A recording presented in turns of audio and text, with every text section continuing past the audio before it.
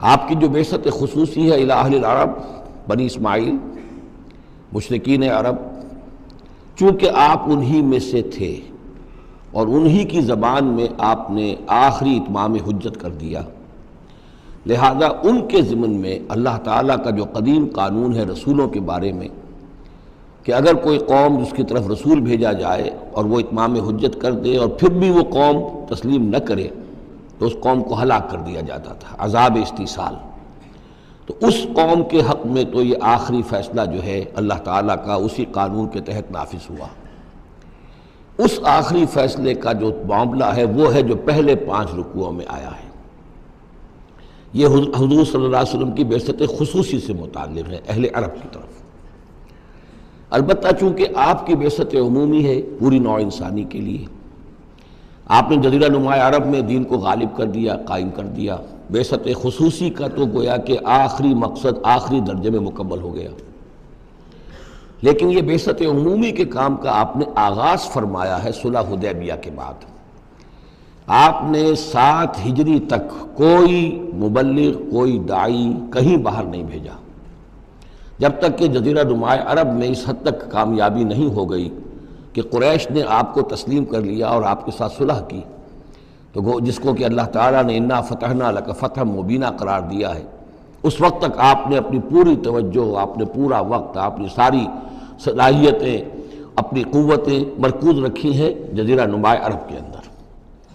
البتہ جب اس حد تک کام پورا ہو گیا سن 7 میں، سن 6 میں صلح حدیبیہ ہوئی ہے، تو اس کے بعد آپ نے نامہ بر بھیجے، اپنے خطوط بھیجے، قیصر کے نام بھیجا، کسریٰ کے نام بھیجا، مقوقس کے نام بھیجا، نجاشی بھی اب جو اس وقت تھا، وہ نجاشی جو ایمان لائے تھے فوت ہو چکے تھے، ان کی تو غائبانہ نماز جنازہ بھی حضور نے پڑھائی تھی۔ اب جو نجاشی تھے وہ مسلمان نہیں تھے، ان کے پاس بھی خط گیا۔ ان خطوط کے نتیجے میں سلطنت روما سے ایک ٹکراؤ شروع ہو گیا۔ غزوہ موتا ہوا اور اس کے بعد غزوہ تبوک۔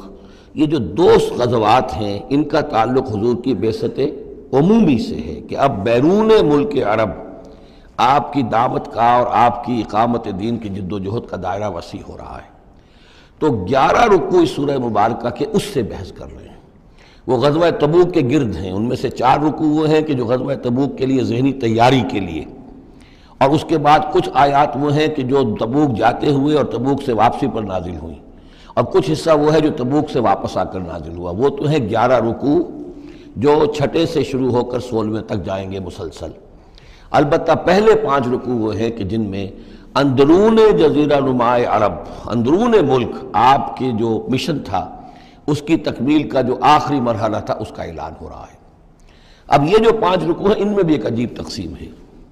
ان میں 2 رکوع وہ ہیں کہ جو سن 8 ہجری میں فتح مکہ سے قبل نازل ہوئے، ان میں تیار کیا گیا ہے مسلمانوں کو فتح مکہ کے لیے کہ وہ نکلیں، اور ساری رد و قدا ہو رہی ہے کچھ لوگوں کی طرف سے، کچھ منافقین کی طرف سے، کچھ سادہ دل مسلمانوں کی طرف سے، نیک دل مسلمانوں کی طرف سے، کچھ ایسے لوگوں کی طرف سے کہ جن کے وہاں رشتہ دار ہیں کہ اب اگر جنگ ہوگی اور جا کر ہم حملہ کریں گے مکے پر تو اس سے یہ ہے کہ ان رشتہ داروں کو بھی غضب پہنچے گا۔ کچھ ایسے مسلمان تھے جن کی فیملیز وہاں تھیں اور انہیں اندیشہ تھا کہ وہ کہیں جب یہ چکی پیسے گی تو کہیں گندم کے ساتھ گھن بھی نہ پیس جائے۔ تو ایک رد و قدا ہے جو ان 2 رکوعوں میں آپ کو ملے گی کہ جو نازل ہوئے ہیں سن 8 میں فتح مکہ سے قبل، اور 3 رکوع وہ ہیں کہ جو نازل ہوئے ہیں سن 9 میں ذی قعدہ کے بعد۔ اور یہ جب کہ فتح مکہ ہو چکا، اس سال حضور نے حج نہیں کیا، پھر اگلے سال آپ نے بھی دوبارہ حج نہیں کیا، لیکن آپ نے ایک قافلہ بھیج دیا تھا کہ وہ جائے، اور اس کے امیر کی حیثیت سے حضرت ابوبکر صدیق رضی اللہ تعالیٰ عنہ تھے امیر الحج۔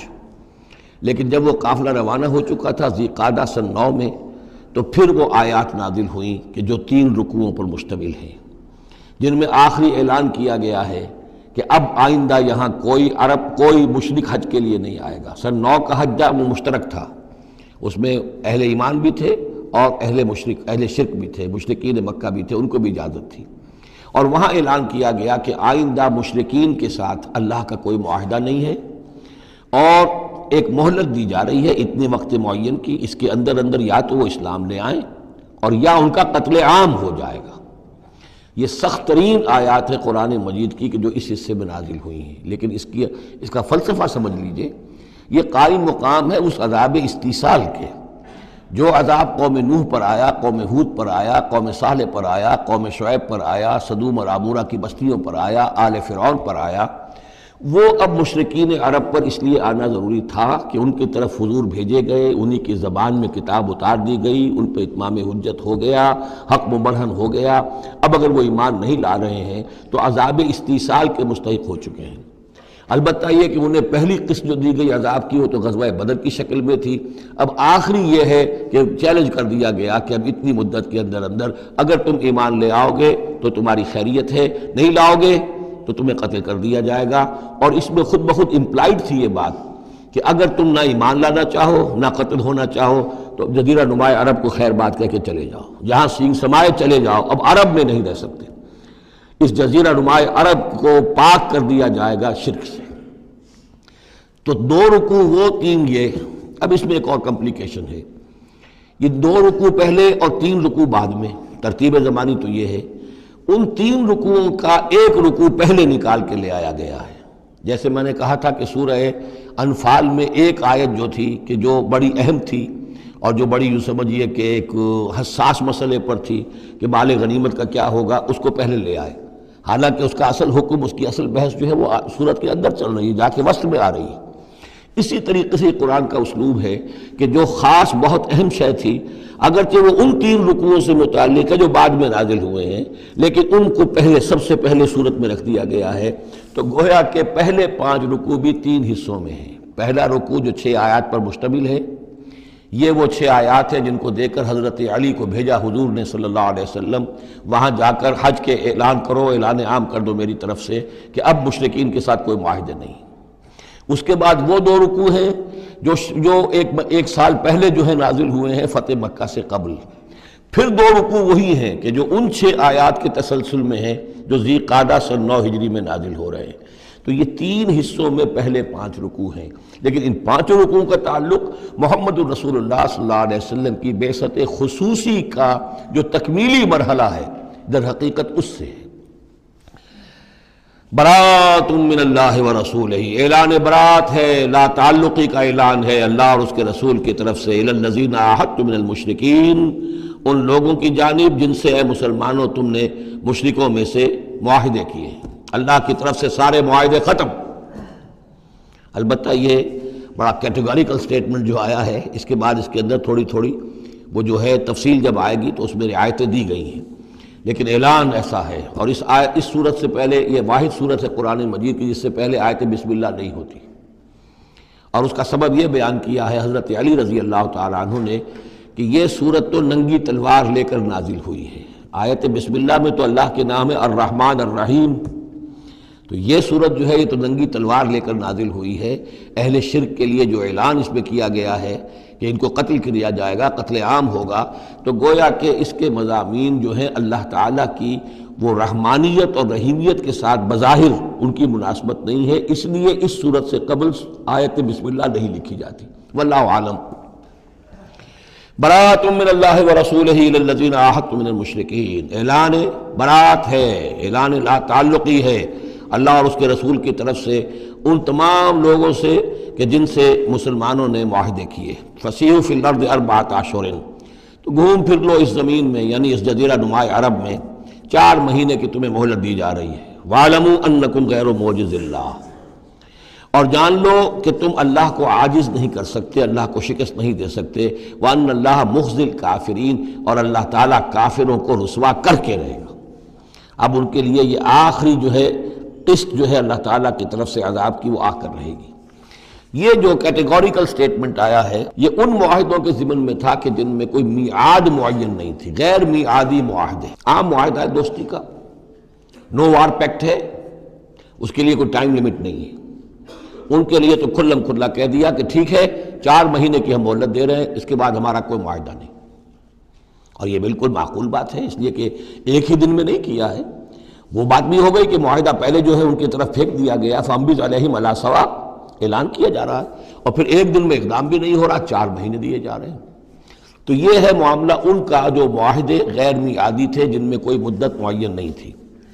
وَأَذَانٌ مِّنَ اللَّهِ وَرَسُولِهِ إِلَى النَّاسِ يَوْمَ الْحَجِّ الْأَكْبَرِ، اور اعلان عام ہے اللہ اور اس کے رسول کی طرف سے لوگوں کی جانب حج اکبر کے دن، یوم الحج الاکبر، بڑے حج کے دن۔ بڑے حج سے مراد حج ہے، یہ ہمارے ہاں جو عام خیال ہے کہ جمعے کو حج ہو تو حج اکبر ہے، یہ بغیر کسی بنیاد کے ہے۔ اصل میں عمرہ جو ہے وہ حج اصغر ہے، اور جو حج ہے وہ حج اکبر ہے۔ عمرہ بھی ایک چھوٹا حج ہے، تو وہاں اکبر اور اصغر اس اعتبار سے ہوتے ہیں۔ تو یوم الحج الاکبر، جب جو حج آ رہا ہے اس دن، ان اللہ بریء من المشرکین ورسولہ، اعلان عام، چونکہ حج میں تو تمام اطراف و اکناف جو ہیں جزیرہ نما عرب کے وہاں سے لوگ آئے ہوئے ہیں، تو اعلان عام ہو جائے گا کہ اللہ تعالیٰ بری ہے، الگ ہے، اس کا کوئی معاہدہ مشرکین کے ساتھ نہیں ہے، نہ صرف اللہ بلکہ اس کے رسول بھی۔ وَإِن تُبْتُمْ فَهُوَ خَيْرٌ لَكُمْ، اور اگر تم باز آ جاؤ، توبہ کر لو تو تمہارے لیے بہتر ہے، اسی میں خیریت ہے۔ وَإِن تَوَلَّيْتُمْ، اگر تم پیٹھ موڑ لو گے، روگردانی کرو گے، فَاعْلَمُوا أَنَّكُمْ غَيْرُ مُعْجِزِ اللَّهِ، تو سن رکھو تم اللہ کو عاجز نہیں کر سکتے، تم اللہ کو شکست نہیں دے سکتے۔ وَبَشِّرِ الَّذِينَ كَفَرُوا بِعَذَابٍ أَلِيمٍ، اور ان کافروں کو اے نبی بشارت دے دیجئے دردناک عذاب کی۔ إِلَّا الَّذِينَ عَاهَدتُّم مِّنَ الْمُشْرِكِينَ، اب یہاں ایک استثناء ہو رہا ہے، یہ ہیں جن کے ساتھ میعادی معاہدے تھے، 2 سال کا معاہدہ ہے، 1 سال کا معاہدہ ہے، 6 ماہ کا معاہدہ ہے، اس کو مستثنیٰ رکھا۔ غیر میعادی معاہدہ تھا، یہ اعلان کر دیا اور 4 مہینے کی مہلت دے دی۔ جو میعادی تھا اس کو فرمایا الا الذین عاہدتم من المشرکین، ہاں اس کے سوا وہ لوگ ہوں گے کہ جن سے تم نے مسلمانوں مشرکین میں سے جن سے معاہدے کیے، ثم لم ینقصوکم شیئا، پھر انہوں نے کوئی کمی نہیں کی، کوئی شے جو ہے جو بھی شرائط تھی اس میں سے کسی میں کوئی کمی نہیں کی، وہ اپنے معاہدے کی شرائط کی پابندی کرتے رہے۔ وَلَمْ يُظَاهِرُوا عَلَيْكُمْ، اور نہ تم پر تمہارے دشمنوں کی کوئی مدد کی، احداً کسی کی بھی، فَأَتِمُّوا إِلَيْهِمْ عَهْدَهُمْ، تو ان کے لیے ان کی مدت مکمل کر دو، اِلَى مُدَّتِهِمْ، جو بھی مدت ہے، کسی کی 2 سال کی ہے، کسی کی 6 مہینے کی ہے، تو جو میعادی معاہدہ ہے اس کی بشرطے کہ ان کی طرف سے کوئی خلاف ورزی نہ ہوئی ہو تو ان کی مدت جو ہے وہ پوری کر دو۔ ان اللہ یحب المتقین، یقیناً اللہ تعالیٰ تقوی والوں کو پسند کرتا ہے۔ فَإِذَا انْسَلَخَ الْأَشْهُرُ الْحُرُمُ، جب یہ مہینے جو رعایت کے مہینے ہیں، پناہ کے مہینے ہیں، یعنی 2 شکلیں ہو گئی، جیسے عورت کی جو عدت ہوتی ہے، فرض کیجئے کہ طلاق دی گئی تو ایک عدت تو یہ ہے کہ 3 ماہ جو ہے یا 3 حیض آ گئے، لیکن اگر حاملہ ہے تو وضع حمل تک وہ عدت رہے گی۔ اسی طریقے سے جن لوگوں کا کوئی میعاد مقرر نہیں تھی ان کے لیے 4 مہینے مقرر کر کے اور ان کے معاہدوں کا اعلان کر دیا۔ جن کی میعاد مقرر تھی کہا کہ جیسے ہی میعاد ختم ہوگی پھر معاہدہ نہیں ہوگا، اب یہ رینیو نہیں ہوگا، لیکن یہ کہ اس مدت کی تکمیل کر دی جائے گی۔ فَإِذَا انْسَلَخَ الْأَشْهُرُ الْحُرُمُ، اور جب یہ محترم مہینے سمجھ لیجئے، اس لیے کہ اب یہ ان کے لیے جو امان کے مہینے ہیں جو تمہیں دے دیے گئے ہیں، جب یہ ختم ہو جائیں گے، فَاقْتُلُوا الْمُشْرِكِينَ حَيْثُ وَجَدتُّمُوهُمْ، تو قتل کرو ان مشرکوں کو جہاں پاؤ۔ یہ سخت ترین الفاظ ہیں۔ وَخُذُوهُمْ، پکڑو ان کو، وَاحْصُرُوهُمْ، گھیراؤ کرو ان کا، وَاقْعُدُوا لَهُمْ كُلَّ مَرْصَدٍ، اور ہر جگہ گھات لگا کر بیٹھو ان کو پکڑنے کے لیے۔ یہ آخری ہے جو گویا کہ ان کی رسوائی، اب ظاہر بات ہے یہ آیات پڑھ کر سنائی گئی، مشرکین موجود تھے، اس سے بڑی رسوائی اور کیا ہوگی؟ کس انداز میں اب انہیں چیلنج کیا جا رہا ہے، یہ رسوائی، واللہ مخزی الکافرین، اللہ ان کافروں کو رسوا کر کے رہے گا۔ حضرت علی کو بھیجا گیا اس لیے کہ قافلہ روانہ ہو چکا تھا، پھر یہ آیتیں اتری ہیں 6، تو ان آیتوں کو دے کر حضور نے بھیجا کہ علی جاؤ اور میرے نمائندے کی حیثیت سے حج کے اجتماع میں تم اعلان کرو، اس لیے کہ عرب کا رواج یہ تھا کہ کسی بڑی شخصیت کی طرف سے اتنا بڑا اعلان وہ کوئی اس کا قریبی عزیز کر سکتا تھا۔ تو وہ قافلہ حج جو ہے کہیں پڑاؤ پر تھا، درمیان میں حضرت علی پہنچے، امیر تھے حضرت ابوبکر رضی اللہ تعالی عنہ، تو جب حضرت علی وہاں پہنچے ہیں تو پہلا سوال کیا حضرت ابوبکر نے، امیر او مامور، آپ امیر بنا کر بھیجے گئے یا مامور؟ اگر تو مجھے معذور کر کے آپ کو امیر بنا کر بھیجا ہے حضور نے تو آپ یہاں بیٹھیے، میں ادھر بیٹھوں گا، لیکن اٹ مسٹ بی نون ہو از ہو، اور اگر آپ مامور ہیں میں ہی امیر ہوں تب بھی ٹھیک ہے، لیکن معلوم ہونا چاہیے۔ یہ نظم کا معاملہ ہے دین کے اندر، جماعتی زندگی، اور مسلمانوں کا حال یہ ہو گیا کہ سب سے زیادہ غیر منظم قوم دنیا میں مسلمانوں کی، یہاں یہ کہ آتے ہی پہلی بات یہ ہو رہی ہے امیرون اور مامورون، بات طے ہو جانی چاہیے. آپ امیر ہو کر آئے ہیں تو میں چارج دیتا ہوں آپ کو، اور معمور ہے تو مجھے معلوم ہونا چاہیے. انہوں نے کہا معمورون، میں معمور ہی بنا کے بھیجا گیا ہوں، امیر الحج آپ ہی ہیں. البتہ ان آیات کا اعلان میں کروں گا حضور کی طرف سے حج کے اجتماع میں، اس میں یہ اعلان ہو رہا ہے. فَإِذَا انسَلَخَ الْأَشْهُرُ الْحُرُمُ فَاقْتُلُوا الْمُشْرِكِينَ حَيْثُ وَجَدتُّمُوهُمْ وَخُذُوهُمْ وَاحْصُرُوهُمْ وَاقْعُدُوا لَهُمْ كُلَّ مَرْصَدٍ فَإِن تَابُوا وَأَقَامُوا الصَّلَاةَ وَآتَوُا الزَّكَاةَ، پھر اگر وہ توبہ کریں، نماز قائم کریں، زکوٰۃ ادا کریں، فَخَلُّوا سَبِيلَهُمْ، تو ان کا راستہ چھوڑ دو، کھول دو، مسلمان ہو گئے. ان اللہ غفور الرحیم، یقیناً اللہ غفور الرحیم ہے. وَإِنْ أَحَدٌ مِّنَ الْمُشْرِكِينَ اسْتَجَارَكَ، اور اگر مشرکین میں سے کوئی شخص آپ سے پناہ طلب کرے، حتیٰ یسمع کلام اللہ، اتنا بڑا ہمیں الٹیمیٹم دے دیا گیا ہے. بہت سے لوگ ہوں گے ابھی تک انہوں نے توجہ کی ہی نہیں، سوچا ہی نہیں محمد کیا کہہ رہے ہیں، کیا دعوت ہے. اب یہ کہ تمام جزیرہ نما عرب کے لوگوں کو اتنا بڑا الٹیمیٹم آ گیا ہے تو وہ سنجیدگی سے سوچنے پہ مجبور ہوئے کہ یہ کیا بات ہے، کیا دعوت ہے جس کے لیے ہمیں یہ الٹیمیٹم دے دیا گیا. تو اگر ان میں سے کوئی آپ سے امن مانگے، امان مانگے، پناہ طلب کرے تاکہ وہ آپ کے پاس آ کر اللہ کا کلام سنے، حتیٰ یسمع کلام اللہ، یہ آیت میں نے کوٹ کی تھی تعارف قرآن میں کہ قرآن اللہ کا کلام ہے، وہ اس حوالے سے حتیٰ یسمع کلام اللہ، یہاں تک کہ وہ آپ کے پاس آئیں، اللہ کا کلام سنیں. ثم ابلغہ مامنا، پھر انہیں ان کی امن کی جگہ پر پہنچا دیں.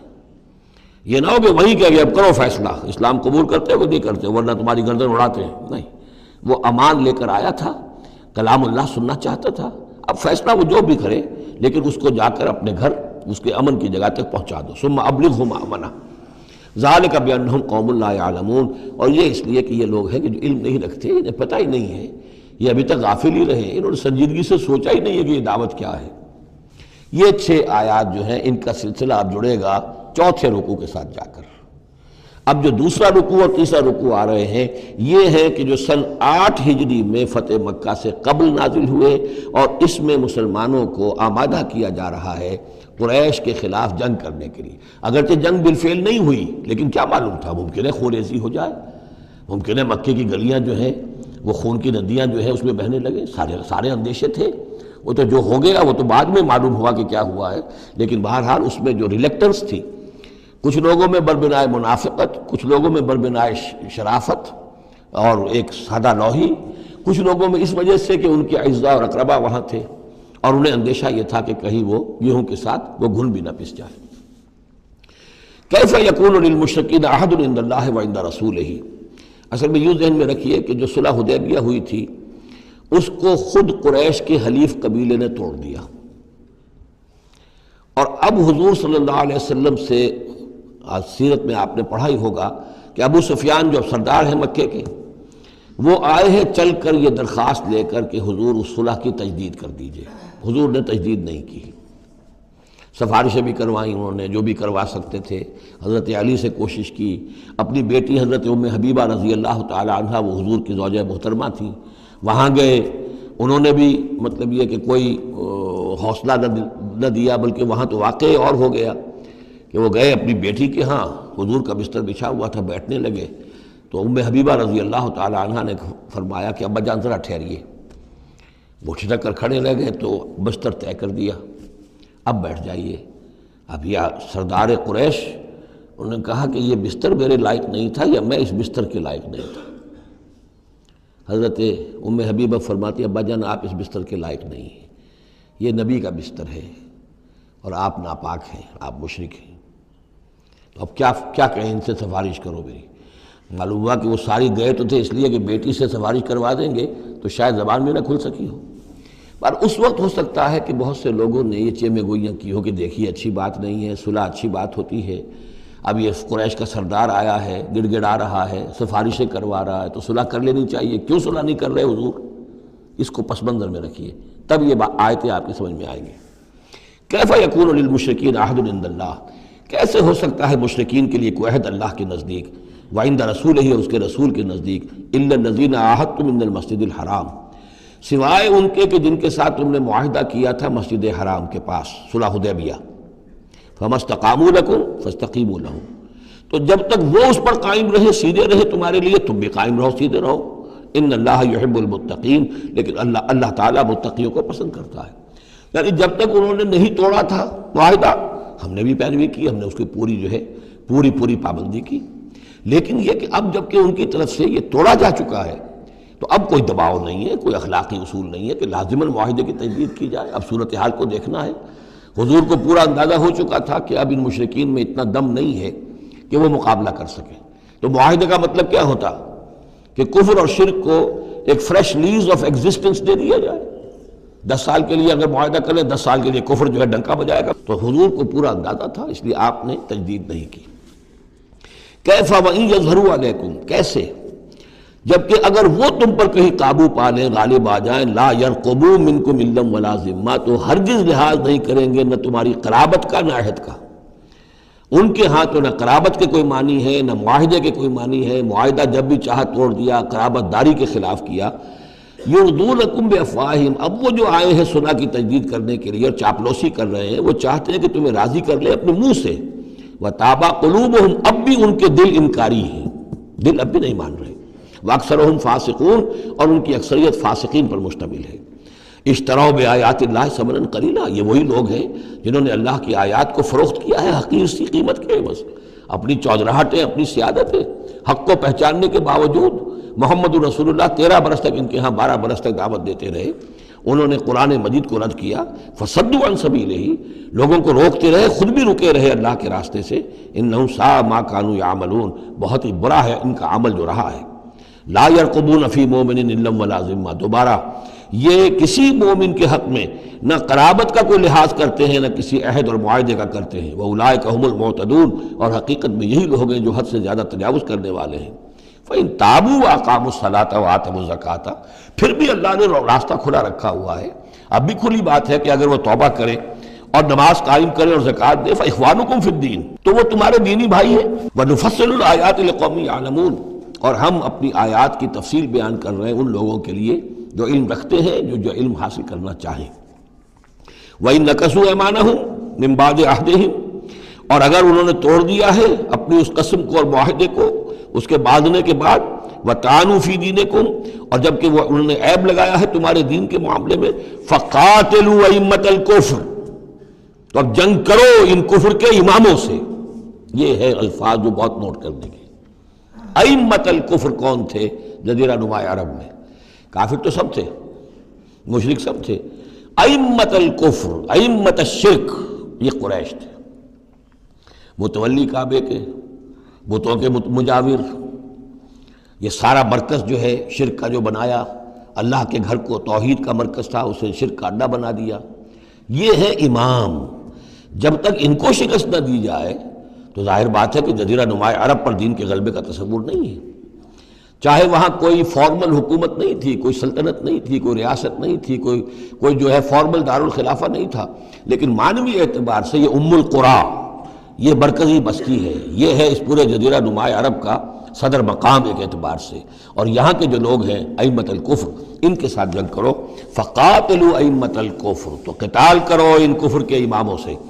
انہم لا ایمان لہم، ان کی کسی قسم کا کوئی پاس نہیں، ان کی کوئی قسمیں نہیں ہیں، کوئی اعتبار نہیں۔ لعلہم ینتہون، شاید کہ وہ باز آ جائیں، یعنی سختی سے شاید باز آ جائیں۔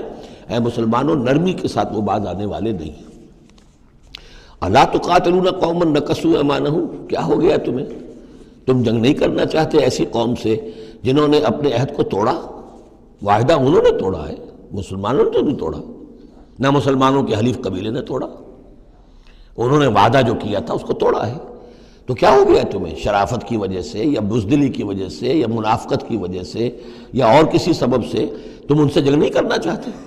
الا تقاتلون، کیا تم قتال نہیں کرنا چاہتے قوماً اس قوم سے نکثوا ایمانہم، جنہوں نے اپنی قسمیں توڑی، وہموا باخراج الرسول، یہی تو ہے کہ جنہوں نے رسول کو مکے سے نکلنے پر مجبور کیا، وہم بدؤکم اول مرہ، اور انہوں نے ہی آغاز کیا تھا۔ ظاہر بات ہے کہ کتنا مسلمانوں کو ستایا تھا مکے میں، مسلمانوں میں سے بعضوں کو شہید کیا تھا مکے میں، کتنوں کو تکلیفیں دی تھی، ٹارچر کیا تھا، پرسیکیوٹ کیا تھا، انہوں نے کیا پہلی مرتبہ۔ اتخشونہم، اب دیکھیے یہ ہے وہ سرچنگ کوسچن، اے مسلمانوں کیا ان سے ڈر رہے ہو؟ یہ کوئی بزدلی ہے جو تم پر طاری ہو گئی ہے؟ قریش کے خلاف اقدام سے گھبرا رہے ہو؟ اتخشونہم فاللہ احق ان تخشوہ ان کنتم مؤمنین، تو اگر تم مومن ہو تو اللہ زیادہ حقدار ہے کہ تم اس سے ڈرو۔ اب یہ اس کا حکم ہے، تمہیں اقدام آخری کرنا ہے۔